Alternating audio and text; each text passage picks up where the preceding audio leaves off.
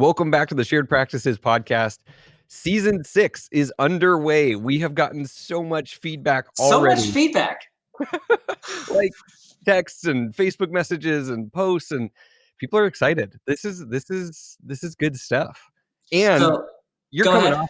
off of 2 days of some amazing things too. So I don't know if you want to share that. Oh, I'll totally share that. Yeah. So this is, first of all, I don't know, Richard. I think this is the longest season we do so far. Oh, sure. I mean, season 2 was a bear. I think so. Right. We built our pre-ownership reputation on acquisitions. Mm-hmm. Our ownership representation is on growth. We are a growth-based model. And this topic is something so near and dear to my heart. Practice growth is something I just believe in to the core of my bones. And I want to talk about it forever. I'm so jazzed about the season. It's so shared practices. This is philosophically what we are. And Right. so having a whole season on growth, this is going to be a beast, an amazing season. I'm so excited. This is so up our alley. This is our alley. This growth. is it. Yeah. So we left off with this idea of okay, growth is going to be painful. But I think we need to lean into that a little bit. We're so stoked about this, but so here's the thing. I got some feedback from one of our episodes. Okay. I said something, somebody didn't like it. So I had James on our follow-up episode and on Practice Underwater, and he had in 8 months with me 50% growth. Okay. And I said that is the least amount as a percentage that I've ever had in 8 months. I got an angry message about that comment. Really? Yeah. And it was, I won't go into the whole thing, but, I want to explain what I mean by that. Because I think our model is not one that's been around long enough that everyone understands, our philosophy and our model and I guess how we obtain the growth we obtain. I think that's the thing that isn't very clear. Because growth is seen as the sexy, explosive, super profitable thing. And it's actually quite the opposite. A lot of what we do when we get a client into our coaching platform is we convince them to, for 9 months, stick with us. For 9 months, just hang in there and just believe in us, believe in our process, and you will see it coming. But it takes 6 to 9 months before you really start seeing major growth. But then once you start seeing the growth, it snowballs very quickly. And that's because a lot of our growth is through a Recare system. So you see a hygienist every 6 months. So any change we do takes 6 to 9 months before we can really see major impact of growth. And that's our philosophy, is sustainable growth. We don't want to jack up someone's doctor production just by introducing new procedures and the way we do case acceptance. And then they have to work every day very hard to maintain that. We want it to feel easy, and we want it to feel like it just comes to them. And that takes time. And so growth is just very costly and laborious process that, it doesn't have to be laborious, but it is costly. It requires stomach lining. You have to be bought into the reason why you're obtaining the growth. And so the first episode we talked about, is growth right for me? Right? Right. And that comes down to vision. Yes. And our model of growth is very fast, but also not the most friendly financially. So there is a short-term period of unfriendly finances. Right. And that's the part about our model that people sometimes don't like. Right.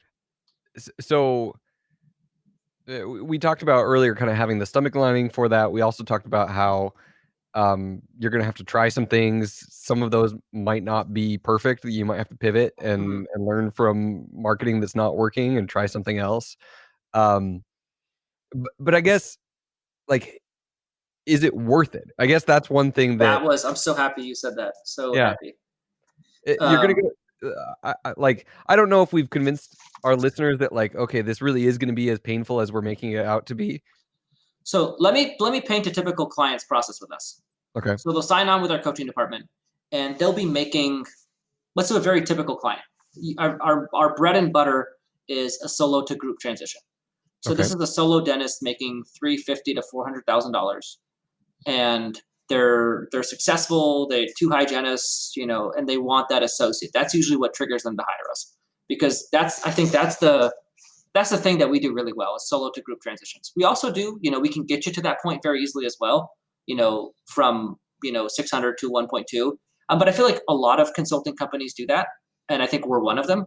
Right. But really the thing that sets us apart is that 1.2, 1.1 to $2 million, that stretch right there. Okay. That's the thing so a client will typically be making like $300,000 a year and 3 to 400K, whatever they're at. And we'll try to keep that income the same, but their practice will be growing the whole time. So Okay. until they hit the 2 mil, 1.8, usually around 1.8 is when you start getting more profitable. Your income will be the same. Your expenses will just be going up. And then once you sort of break past that last push, then you start getting all the profitability. I That's the expected you to say that there was gonna be a dip in income. potentially, but at this point, we've been able to do it well enough. So I had a huge dip in income. Right. Like I went from, oh, geez, I don't think I articulate enough how little I made. There was a 6 month period where I lost money 3 of those months. Oh, Like worked the whole month and lost money. wow. Like, yeah, I was trying to do growth, but I didn't understand the metrics and drivers well enough. So it was just very unprofitable. But with our clients, we're able to sort of be a little bit more uh, strategic, I guess. We understand when to open hygiene, how much to open. We understand it a lot better. So we're able to sort of keep them, maybe you'll take a 10% dip, 20% dip, but they're not looking at halving or anything like that. Usually it's like, hey, I'll take like, a $5,000 a month haircut for a bit, that's fine. But it's never really a lot more than that. Usually you can get away with, just about that. Okay. So there's gonna be But can I real quick go yeah, into the push hard up. part? So Yeah. the hard part isn't the amount of money they make. The hard Okay. part is their overhead percentage. Mm, Because if your staff costs are 25%, there's going to be a period where your staff costs are 32, 33%. You're right. making the same amount of money, but you're getting the red numbers on your accounting statement. Your accountant is pissed at you. Every industry standard thing we've ever told you, we're going against it for a period of time. Right. And that's where we get the resistance. It's not so much the actual amount of money they make, it's their overhead percentage numbers. It's just the staff one will go up because we're growing our staff a little bit quicker than we're growing our practice. So it'll just be disproportionate for that like 6 to 9 month period. Well, and so you're stepping up your marketing, but then these steps, I mean, the thing And the with marketing expense, of course, yes.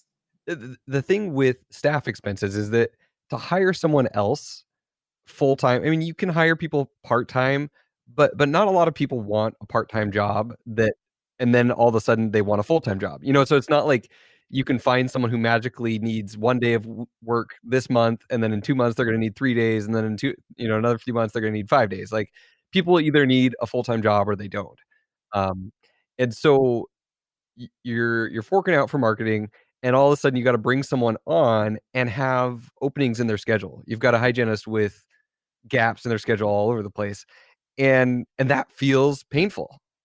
For It sure. seems scary to a lot of people.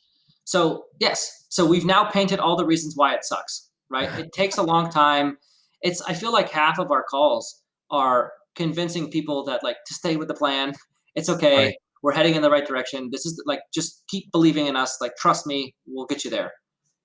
And um but like here's the reason why we do this. We'll get somebody who is, making 400K a year with $1 million practice, and then a year from that point, they're now doing 2 million and they're making 600K working 1 day less. mhm, So now let's look at that situation and understand what we're doing. Okay, on one point, yes, we've increased their income.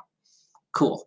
They were making 400, now they're making 600. That's a very common situation. You're also working 1 day less. I would say if your plan was to work 1 day less and make more, I still don't think it's worth but it's the net worth piece. Your practice was worth 800 grand when it was doing a million. Typically, a practice doing 2 mil is worth about 2 mil. Those right, practices sell for near 100% collections. right. So you've also gained Ask $1.2 me how I million. know. dollars. That's an ask me how I know. Yeah. Yes. That is Richard has an ask me how I know on that one that I don't have. I Ah, have yet to pay. So I actually, we talked about it last time. I offered, somewhere around that stratosphere for a practice of about that size. So I was close to having that ask me how I know. Yeah. But they're worth a lot because Yeah. they're rare. That's a top 3% nationally practice, 2-3%, something like that. So that's a valuable practice. And so now I'm looking at this doctor who's working one day less than when they started. They're making 50% more, and they've gained a $1.2 million of net worth in a 1 year Yeah. span. That's incredible. That's incredible. It's not And free. That comes at a cost. right. Both the coaching and then also And all the of the stomach steps to lining. get there. Yeah. Yes. You have to Yeah. be bought into, like, getting a client who's expecting you to make them more money every single month is not a shared practices coaching client. If you hired us to make more money month 3, not happening. Right. So this is not a quick fix. This is not like Yeah, this is a not. little We get explosive growth, but we get explosive growth that shows up in month 6, 7, 8, 9, 10 of our right. process, not months 2, 3, 4, 5. So I want to take a step back to like vision and Yes. maybe a source of pushback. What about the doctor who says like, I don't want to be checking 3 or 4 hygienists? Is that a person who like, okay, well then sorry. So there's 2 tracks to get there. Okay.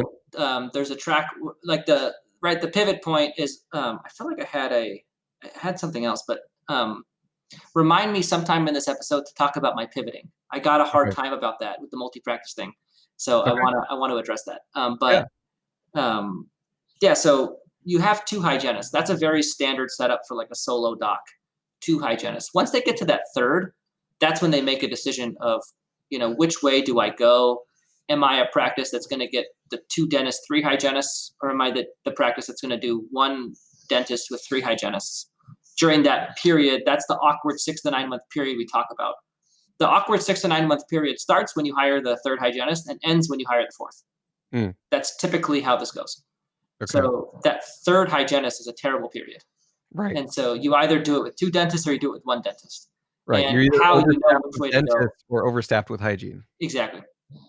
So how you know which way to go is very practice specific. So a doc who doesn't do a lot of specialty work, what we call patient inefficient. So they are not a super producing, they're not maximizing the dollars per patient. They're typically going to want to check the 3 hygienists. Mm, The doc that is one that does a lot of procedures, their practice is very efficient, they do bigger cases, you're going to want 2 dentists, 3 hygienists in that situation. So it's very right. practice specific. And this is where, I guess it's funny. I've been doing this for 2 years as an owner. And I said it in the episode, made more mistakes than people make in 20 years. Guaranteed. Sure. Guaranteed. I had a practice we had 2 hygienists, essentially 2 hygienists. And I hired an associate at that time. And so I hired an associate, 2 dentists, 2 hygienists was essentially the setup. It was 3 hygienists, but they worked 9 hygiene days. So it was realistically more like 2 full-time Two hygienists. I scheduled, didn't yeah. realize it at the time. And so it was like this really unprofitable, grueling period where it was just brutal. And I had no clue how to get out of it. I had no clue how to navigate that growth. So it just lasted a long time, very unprofitable and quite miserable. So like that was my experience of growth. But that's not, when done well, we can prevent that and we can sort of mitigate it by picking the proper path for the practice style and making sure that they're at minimum just like 10% less than what they're normally making. Do we ever bring on clients that are like 1 hygienist? Of course, yeah. I think the other bread and butter for that we do is the 1 hygienist to 2 hygienist client, right? Mm, The client that is, I have 1 hygienist, 1 front office, 1 assistant. I don't ever want to be a group. And I'm just going to grow to do over $1 million, somewhere between 1.2 and 1.5 mil in my solo office, and I'll make 5 to 600K a year. right. That's a perfectly acceptable thing too. That's super easy, but yeah, we can do that. I mean, there's no problem. Do you feel like That's profitable the whole time almost. okay, so that's a much easier growth curve. Yeah, that's a fairly straightforward situation. Yeah. Do you feel like the potential for growth is dependent on how broken the Recare system is? Yeah, that's one of the drivers. So when we talk about drivers for growth, it's where am I going to get the patient flow necessary? And so, yeah, if the Recare system is broken, that's an easy fix that we can then use to expand our hygiene department. The more challenging situation that I run into more commonly is when we have a client that has a very effective recare system and they Right. don't have a whole lot of overdue recare. With that client, we have to be very careful not to overexpand hygiene, and we Okay. have to do it through new patient flow. So it's really understanding that dichotomy and knowing the practice well. And this is where, you know, this is where analytics based coaching, I have luckily, we've never ever had to coach without practice by numbers. We do not take on anybody who does not have Open Dental, EagleSoft, or Dentrix for that reason. Mm. So we don't have PBN in their practice because I have no clue where to start if I have no clue. What if I don't know their overdue recare percentage? What if I don't know their recall current percentage? What if I don't know, their new patient lead time? I can't make any of these decisions. We can't make any decisions on how to actually grow practices, when to add hygiene, how much hygiene to add.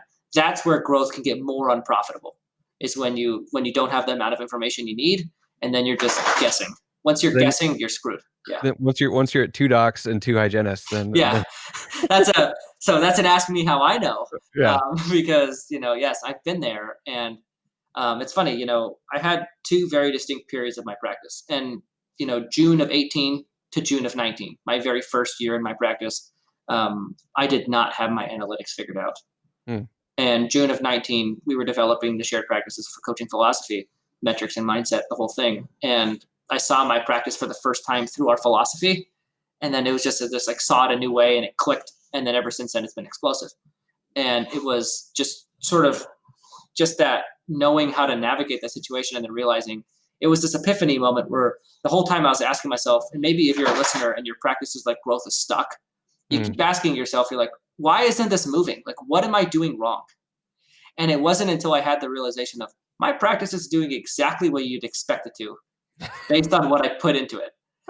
And it was like this, I finally started seeing practices input output, not like this, what's wrong with me and my Right. practice, right? You made it personal. It's like What I something do about wrong here? George is wrong. And it's like, wait, no, no, no. This is just an input output box. You put things in, you get things out. And actually, like if you were to just take the inputs and put them into this box, you could almost predict the output without even seeing my practice production. Mm. And it was until that moment that I realized, oh, I'm performing exactly how you'd expect me to. And Yeah. once I had that moment, it was very empowering because it wasn't this like something's wrong with me, my life sucks, I suck. It was this like, oh, I'm just doing it wrong, and then you just do it right, And so that was really the one of the big takeaways. But I want to talk about the pivoting. I feel Yeah. like that's for me a so Aaron, I'm putting you on blast, Aaron, our intern. So on the show, very first time I ever came on, I said never doing multi-practice. Then I have had an offer on 3 practices in my career Since um, then. since buying my first, Right. and they were 3 very distinct times. So it wasn't like I had 3 in like a 2-month period. It was like 6 months out, I had an offer on one. Then a Right. year from then, I had an offer on another, and then like 3 or 4 months ago, I had an offer on another. And the practice profiles were very different. It was what it was, but at the end of the day, yes, I have gone back and forth over and over again about multi-practice. It's been the thing that I was never going to do, that I was never not going to do it, and then I was definitely not going to do it. And like, oh no, I have to do this, and now I'm like, I'm definitely never going to do it. I have no clue. Yeah. And that's okay. Yeah, I mean, here's the thing. Like, I think one of the things that accelerated, we're talking about growth, is like I fail quickly. We try something, if it's not working, I pull the plug. I don't want to. I feel so bad. I'm not going to talk. I'm not going to use. I had this employee for 2 weeks, and we let her go because it just wasn't working. Yeah. And it's just funny because her name, it makes it a really funny joke. Richard, do you know? Did I tell you this joke already? Do you know what I'm talking I about? I'm trying to I remember. can't. I can't say her name, but No, you it's can't. such a funny joke. Oh, So you're anyway, awful podcasting right here. Just teasing yeah. the audience. It's okay. I'm Geez. not asking you to say it, but Yeah, I don't want to. uh no, no, But nor like, should you. but it was just, it's one of those things that we tried something, it didn't work, you pull the plug on it quickly and you move on. I And I have sort so of, many guesses right now that I shouldn't say out loud. uh, So yeah, well, but here's the thing, even like you it's okay within a year or 2. I mean, right now the thing I'm trying to decide on is, do I like doing specialty work at multiple offices? I have one Yeah. office that's kind of a flagship office that is in a growth area, really close to my house.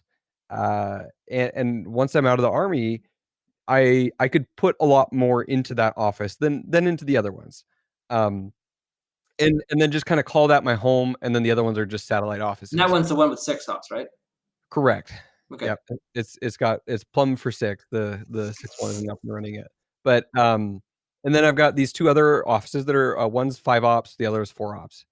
And, the thought is that I'm gonna go travel and be there every other week in these other ones, and that might change, and so, I'm on air right now, that fully might change.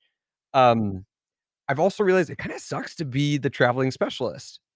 Um, like, the whole point of being a specialist is that you want the right tools to do the job extremely well, and it just so happens in dentistry, sometimes those tools don't travel well, Like a like a CB microscope? like a microscope or a CBCT, um, some things that you might want if you're doing endo or implants, um, and on top of that, eh, assisting some of these procedures is different. It's Oh, yeah, different than for sure. filling, different than a crown, the billing is different, the taking care of every touch point on that patient start to finish, even being able to, like, close the case. If this is not something that that office is doing previous, coming in and being the kind of pseudo traveling specialist can be kind of annoying because you're never playing with the same team. It's like always a different team, and there's always some turnover at these different places. You don't have all the exact same stuff at all the places. So I'm not as convinced as I was a year or two ago of this idea of owning multiple practices and being the pseudo specialist at all of them. I also haven't done it full time. I'm still kind of in this pseudo hypothetical world, where I Everything's can't. pseudo. Pseudo hypothetical world where he's a pseudo specialist rotating to his pseudo offices. Exactly. So so but I might pivot 3 more times on that, like, Yeah. maybe I'll love it, maybe it'll work out, but you don't know until you try it, and I think the biggest tragedy is when people sit on potential and don't do anything with it. Oh, yeah. And I'm sure you get clients like that all the time who, like, they're afraid to change anything, like, they're afraid to break stuff. Well, usually when someone hires us to coach, they are pretty committed to what they want. They'll say, I want a group practice, or I want to be a productive solo, or I want, whatever it is. It's the ones that aren't, committing, that are kind of waffling in the should I do this? Should I do that? I don't know what I want. A lot of pre owners are unsure of vision. They're like, I don't know if I want this type of practice or this type of practice. And look, I mean, you thought you wanted something, then you tried it, you didn't like it. Right, I mean, how many times have we all done that in our lives? Like, I mean, for me, a ton. right. At Mel Robbins, like we talked about her book. What was it? The audio series on Audible. We talked about it in the book club, Indices of Thrive. Yeah, What was it called again? Why am um, I blanking on this name? mine was the 5-second rule, yours No, was, mine was uh, Take Control of Your Life. there we go. So she talks about this concept that it's you start with plan A and then you end on plan W for the win. And if Mm, you start with plan A, so plan A for you was buying the practices and then you rotate through them. You try that. You're like, well, I don't like that. Let me try one practice, plan B. And right, you're gonna try that. Like, oh, actually, yeah, maybe multiple again. Maybe plan C. And then you keep going, but you end up at the right place. Plan right, W for the win. And it's this idea that yes, to get growth in any stage of your thing, you have to try something. You have to do something. Doing the wrong thing is much better than doing nothing. mm, You try something, you have your best guess. You're like, I think I want this. And then you do it, and you're like, okay, well, let me try this instead. And then mm, you try that, and you're like, actually, let me try this. And you just keep trying, and every time you do that, you'll learn more about yourself, right? All of those things you learned, right? Assistance to assist on the specialty procedures, equipment, doing them well, potentially having complications and being nearby the office to go right, in. All of these things you've learned from doing it. So now plan B is more informed than plan A was right. because you actually tried it. So if you had never tried it, you probably would have never realized that. And Well, so, and I would and people hold things up as like, "Oh, if only I could." Just do it. Just go yeah, out there just and do try it. it, Yeah. and worst case scenario, No, mm, and every time I waffled from single, so first time I was like, okay, let me watch my career pivots. Let, okay, let let's me do it. just like 2 minutes of my career pivots. I'm at dental school. I'm like, okay, I want to make money. So I'm going to do a startup. This is, That's I where went you to started. Breakaway. I'm Yeah. going to do a startup. Okay. Then I learned about acquisitions. Cool. Plan B. I'm going to buy a practice. And the practice I wanted to buy is I wanted to buy a practice where, and I had like the super specific list. Like he was doing pedo, referring out ortho, and like a super specific list. And and then I was like, actually, plan C. I want to buy a practice that has as the best demographic location so that I can have as many operatories as possible, a larger existing patient base. That's plan C.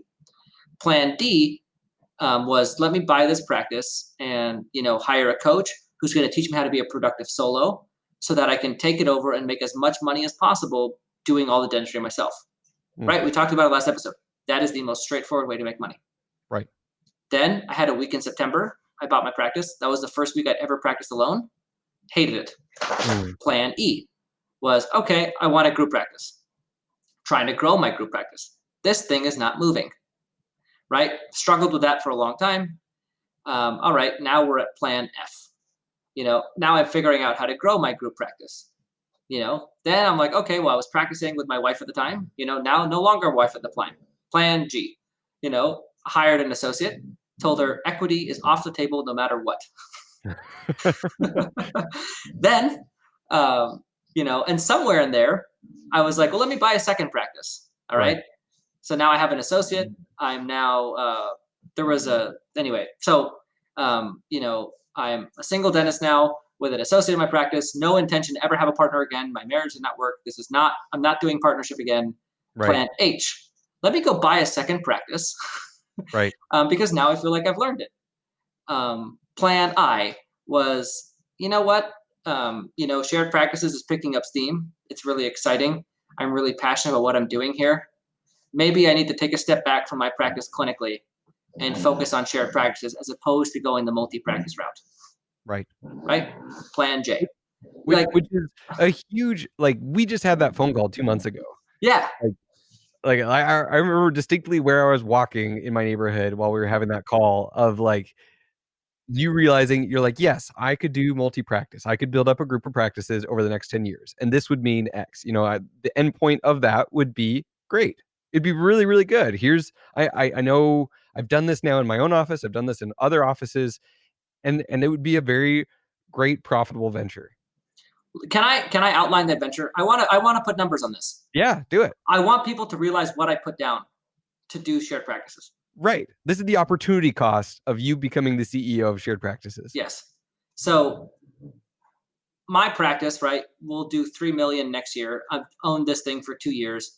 My terminal velocity is this number that we track of like, if I do nothing different, how far am I going to grow? It's about 5. I think fairly confident I can get it to 7 or 8. So I have a very straightforward track that doesn't feel very hard to me anymore to grow my practice to be doing about $5 to $7 million a year. Mm, So you throw the EBITDA on that, that's worth about 8. So, that right there. So I have a practice worth 8. So how many times do I have to do that? So I was in the middle of buying a practice that was doing 2.4 that I felt very confident I could get to 5, maybe faster than my original practice because they had crazy new patient flow. yeah. And so I was like, okay, 2. And I was thinking I wanted to own between 5 to 7 just premier group practices, like, 12 to 16 ops each of them doing, 5-ish mil, 5 to 7, somewhere in there. To me, that feels very straightforward. Nothing about that felt very hard. Right. That's worth tens of millions of dollars, like 40 to 60 million. Right. I put that down. Right? Thank you. That's insane. Yeah, That is an insane amount of money to put down. absolutely.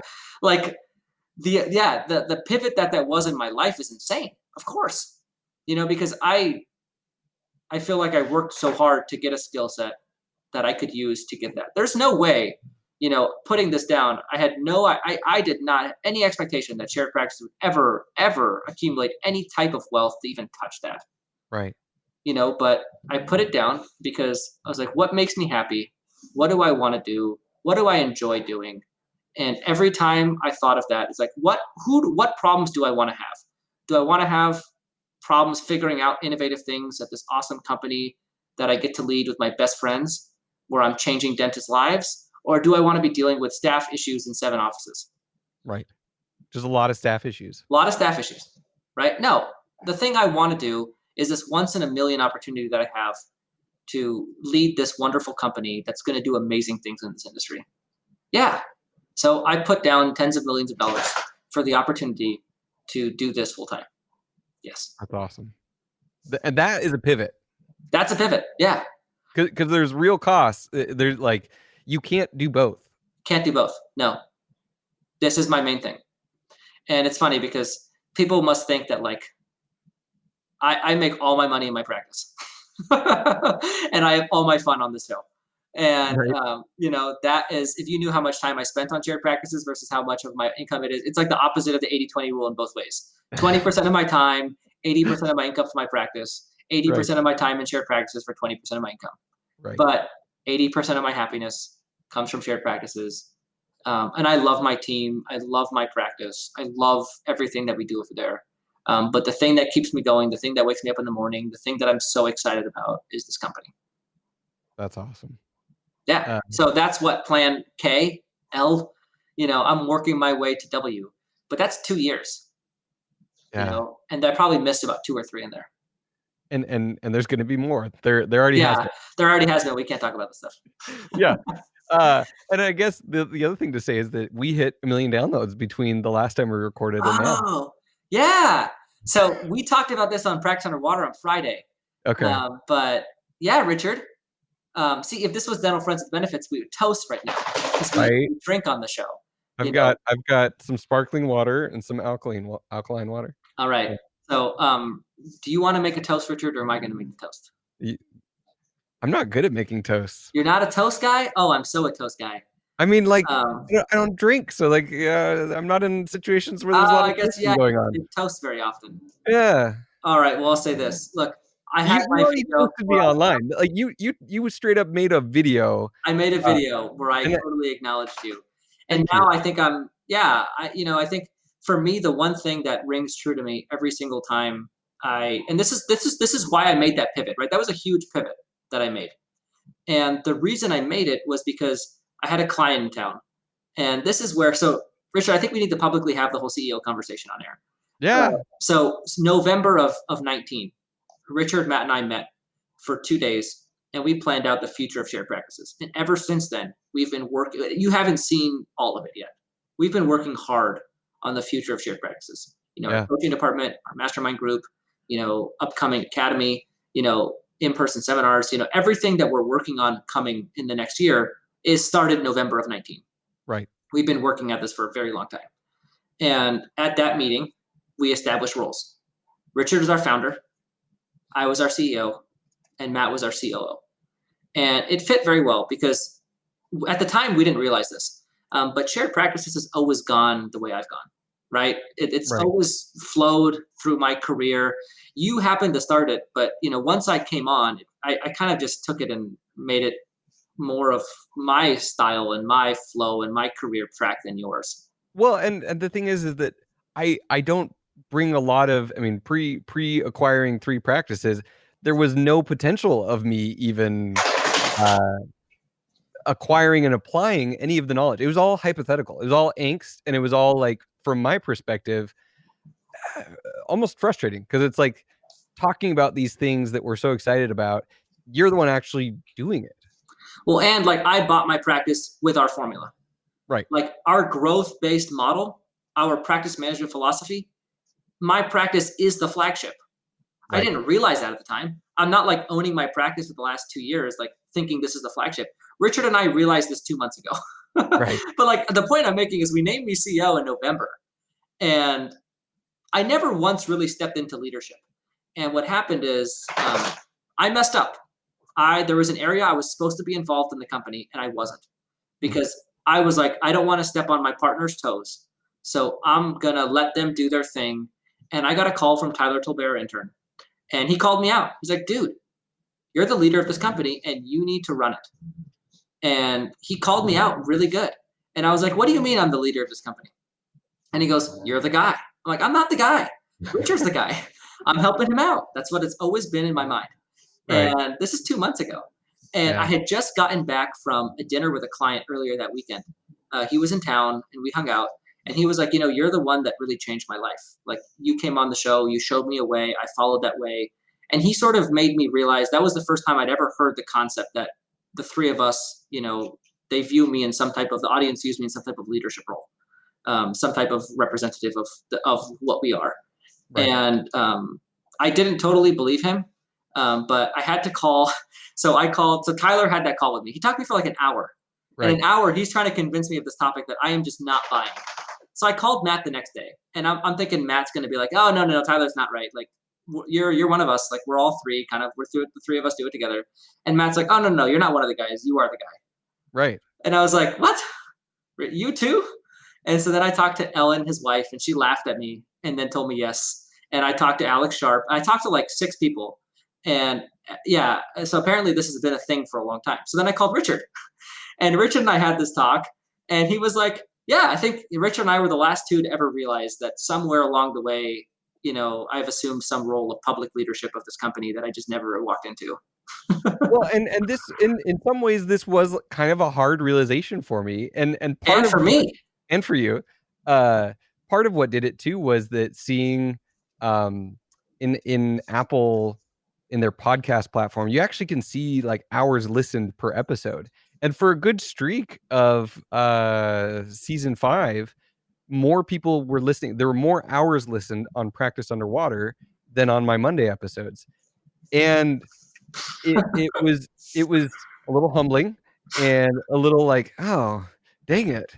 Uh, but realizing that you had you more embody now shared practices than yeah, I do, and you have more authority, you have more experience, you are actually doing the coaching, you've actually done this in your practice, and the philosophies and the implementation is coming out of your head, it's not coming out of mine. Like, yeah, if you were to ask the funny thing is, if you were to ask my teams, at my practices, like, they barely even know about the podcast. They helped me get they helped us get past the million line. I was actually really, grateful to, my team at lunch. They were, like, downloading some episodes, and we'd check and refresh, and I'd try and get that snapshot of the million.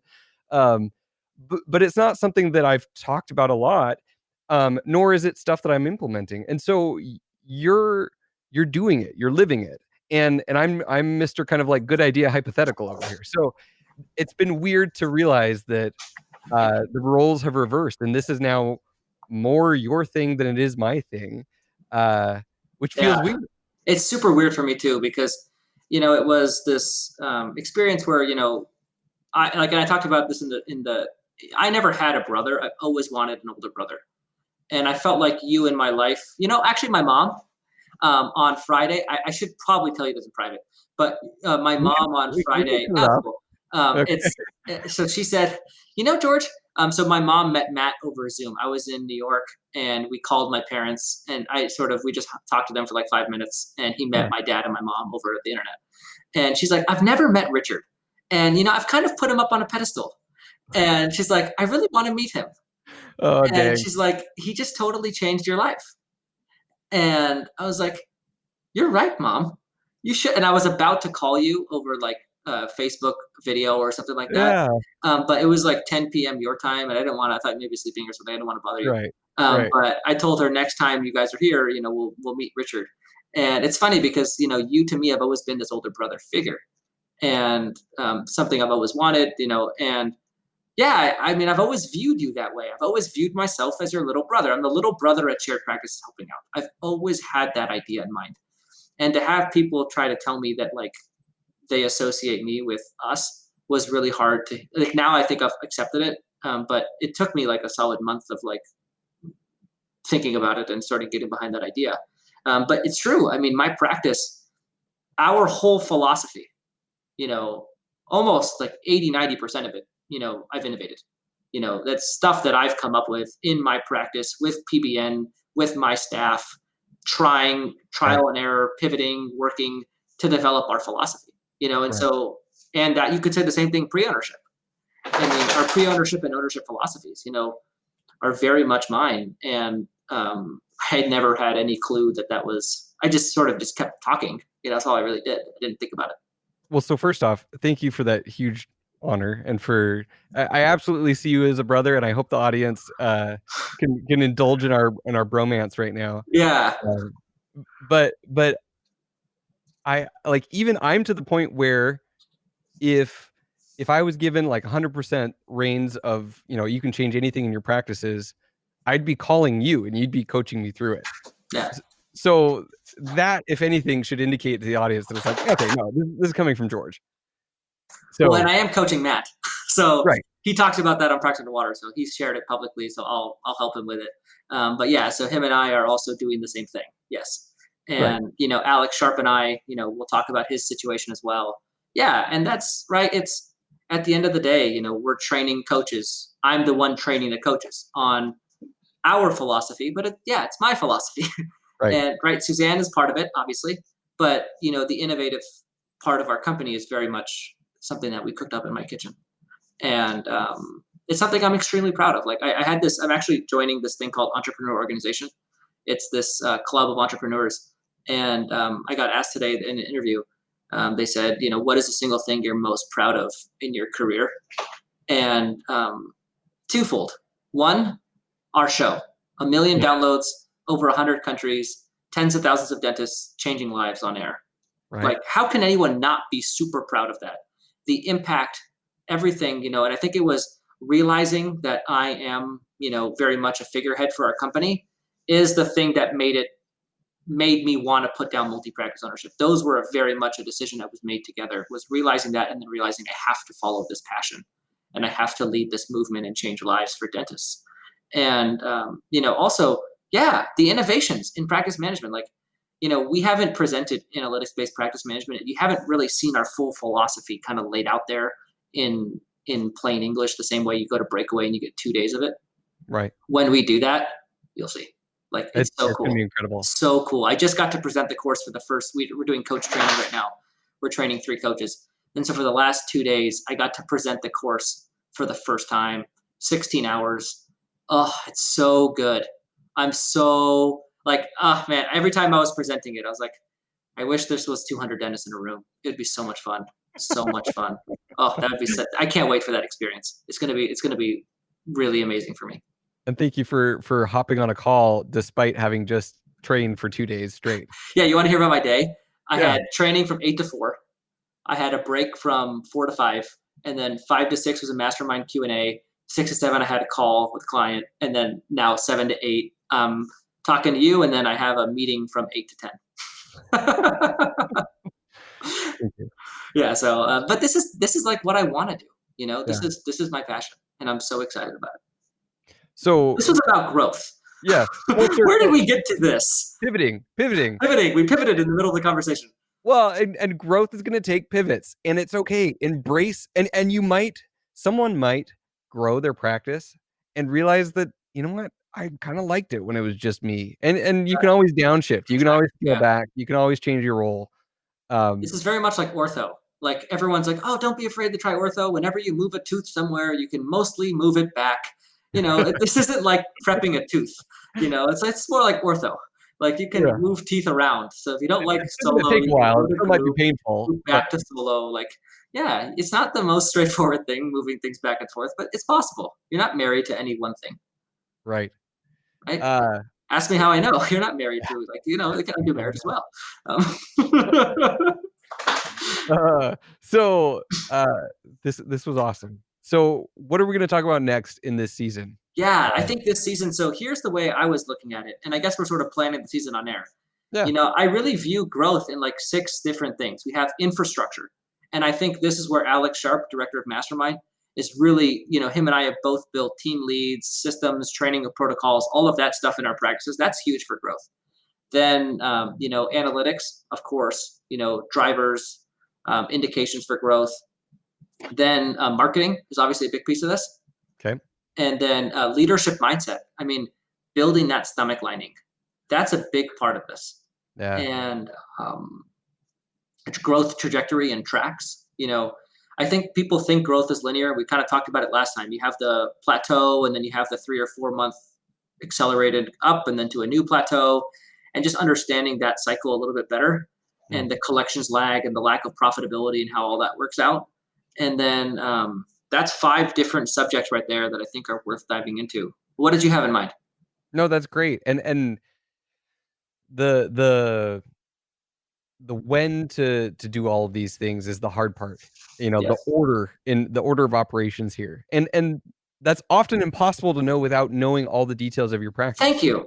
That's the hard part for me. It's like, you know, and we're in the middle of training this, so we see just how hard it is to train because it's, well, in this situation you're going to do this because of these 5 things. In Right. this situation you'll do something totally different because of these 4 things that are different, but one is the same. It's like very situational. It's very hard to say the one size fits all. Everyone you can't one size fits all your way to like strategic growth. You can, like, everyone listening can hire a hygienist. But I would say that when we onboard a new client, their expectation of us is that we're going to tell them to hire a hygienist right away. I'd say it's like half the time. But Okay. how you know which half is the problem? Right. Are you the one that should have that third hygienist immediately Or are you or the one that we need to build some infrastructure, work on some things, and then get the third hygienist? yeah. And it's just that's the song and dance, right? I mean, I guess we could even talk about hiring in here as well. Oh, hiring, yes, big part of this, yes. I'm so excited for this season. Yeah. It's everything. But the problem is there's so many layers to these things, and that's we're tackling a big bear here. This is a huge Totally. bear, and I think coming at it from a lot of different directions. I'm excited to talk about a segment. I nailed it down today. So Kashavi Patel is one of our pod leaders. She's Uh-huh. sort of our resident marketing expert. She is just the marketing that she's been able to pull off in her startup is quite incredible. Her and Matt are going to do a kind of like a underwater, but he's like obviously it's Matt, so Right. he's not underwater. Right. But it's marketing. So they're going to look at his practice. They're Cool. going to see his Google reviews. They're going to talk about his marketing strategy. They're going to talk about his goals, and they're going to do a marketing, and then they'll do follow-up episodes, and we'll kind of track the results in Matt's practice to see sort of what she's recommending doing and how that's working out for Matt. Nice. That'll be awesome. That'll be a fantastic episode. Yeah, so I'm Uh, really excited for that because that's Matt's practice. I've been there. I see why he doesn't get a lot of new patients. It's like tucked into this like medical plaza. It's like very acquisition like. It's in this kind of not retail location. There's like no signage. It's on this like almost neighborhood looking street. You know, if she and I told her if you can get new patient flow there, you can get it anywhere. right. So I want to see her pull that off. Well, and so I guess all of these topics, the nice thing about them is they all have a point to them. It's Yes. not just like in general hiring. It's hiring in the context of you are growing and you're doing it a certain way. You need a certain type of person in that role. Um, and then at some point you're going to be hiring to manage people because it's going to get to the point where you need someone else who's part of your leadership team. That's not just you as the dentist running the show all the time. So there's a lot to this, and I'm excited over the period of probably a year. This is probably gonna be a year-long This season is to going be to be a long season. Yeah, this is yeah. going to be a huge bear. I'm so Well, excited for it though. it's gonna be So awesome. excited. And I think most people think that, like, marketing is the bulk of it, but No, it's not. it's like 20% of it. Right. Yeah. And there's a lot of different ways you can market, and a lot of them work, a lot of them don't work, and some of them you just have to try until you find it what works. That's a great segue into this next episode that we have coming up next week. So Okay. I am a big skeptic of online marketing. This is an ask me how I know. I have burned 25 grand on implant lead funnels, and I have burned another 10 grand on trying it again. Right. So I Different burned company. 25 grand Switch the it up. first time, and I was like, oh, maybe I was using the wrong company. Let me try again. I burned another 10 grand. Not a single dollar both Like, times. not an implant case out Not of no, any of not it. even a patient that stayed. Wow. Um, That's awful. Awful. And I've burned a lot of money in SEO. I've burned a lot of money. We're talking 2 grand a month management fees on online marketing, just with like, social and SEO and pay per click, whatever. And so I have been online marketing is an area that I have lost my, you Shirt know, on. yes, is that the proper term? Shirt. Yeah. So, and we have a company coming up next week that I switched to because they're low cost. I've Right. kind of had it with online marketing. And I'm like, I'm done spending a lot of money on this. So let me go to somebody who's very low cost, affordable, and very straightforward. Dr. Multimedia will be on next week. And they're very much a safe, predictable solution that's low cost and low expectations, which is exactly what I want to be in online marketing moving forward. Low cost, low expectations. I was high cost, high expectations, low results. So low cost, low expectations. Even if you get low results, that's okay, Yeah. because low cost, low expectations. But you Uh, need to be doing something there. you Like, need you to be can't doing something. ignore it. Yeah, you have to have like bare minimum necessities, but like past that, I'm very skeptical still. So they are right up our alley, and totally up mine at least. So that's what's coming up next week is Richard and I talking to Pros, he's the CFO over there. Cool. Well, perfect. Well, I think that'll wrap it up. This was uh, Unexpected. unexpected. We didn't expect to pivot as much as we did during this episode, but we did. No, but we have 50 episodes, so I think we can pace ourselves. Yeah, we got time. Yeah, and plus, I think right, this is the OG team. This is the original shared. The once we had multiple people on air, it was me and Yeah, you. yeah. And so going back to that, I think is important. And I'm super excited about the season. Like words can't describe. Now I'm doing content I love, Right. growth, practice underwater. Occasionally taking over Tyler's show. Whenever he allows for it. And we've just decided that if I'm on air, I'm just going to talk. And I'm like, and if like because I tend to take it over. It's hard for me not to. I don't know. I can't stop talking. Well, in spirit of you being the man and you taking it over, Jeez. uh, wrap us up, George. Let's take us out. Oh, geez. All right. Well, I'll toast. We didn't toast.